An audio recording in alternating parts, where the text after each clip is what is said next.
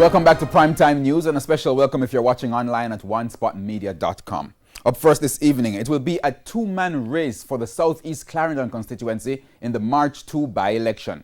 At today's nomination day exercise, the man who came close to defeating the former MP, Roger Spencer, on a PNP ticket in 2011 officially threw his hat in the ring. In the upcoming election, though, Derek Lambert will be running as an independent candidate against newcomer to representational politics, Pernell Charles Jr. Now, our reporter Dwayne Anderson was in the constituency today and now reports. 4 hours allotted for nomination here in Southeast Clarendon expired with 2 candidates being duly nominated. The former People's National Party candidate turned independent, Derek Lambert, as well as the JLP's Pernell Charles Jr. They will contest the March 2 by-election. For the JLP, Wednesday was a show of strength, so they came out in their numbers. Party officials led a sea of green to the Veer Technical High School Nomination Center in Clarendon to make it official that Pernell Charles Jr. was their man for Southeast Clarendon. And so, looking forward to the challenge. It's just the motivation that I need to turn 24 hours into 48. And so, Southeast can expect to see me everywhere, all the time. The challenge is important. For me, we have a message to send to Southeast. We respect you, and I want to take the time to gain your confidence. This by-election will be a test, obviously, for the Jamaica Labour Party's organization in this seat. It will be a test as to the pulse of the people. So it's one thing to have a poll to say what people think, but the real poll is the poll of the ballots. And so you will get a good sense from this as to what people are thinking. Clearly, the Jamaica Labour Party is ahead in the polls, but as I've always said, we accept polls for what they are, a snapshot in time and a very limited window into the minds and thinking of people. It is really the ballot that will give you a good sense. As for the JLP supporters, they were in a party mood. They welcomed Charles Jr.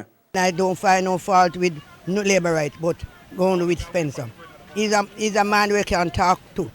Every time we talk to him, he just insult you. But I feel that this young man is better to deal with. And we sure know no PNP can run no contest and win down there. They are just bagamout. While the JLP brought the fanfare, the nomination for independent candidate Derek Lambert was low-key. Mr. Lambert, who ran on the PNP ticket in 2011 and lost by just over 100 votes to the JLP's Roger Spencer, needed 2 tries to formalize his candidacy for this by-election. He initially did not have someone to witness his documents, but that was later sorted out. Lambert said he was asked to run by PNP supporters in the area. I was on my mountaintop.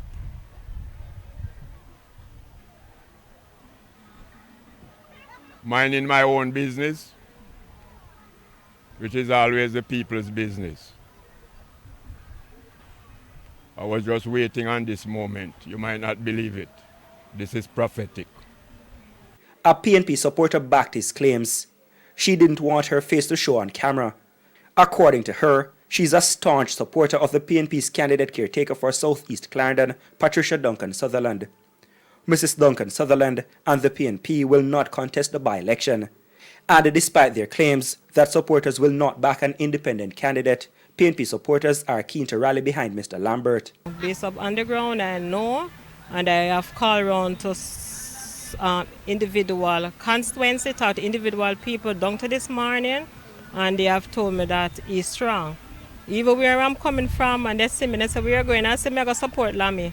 Them say one man because him have my vote. But the PNP in a statement Wednesday said while it notes Derek Lambert's nomination, he is not a representative of the party. Meanwhile, the security forces and the electoral office staff had an uneventful day.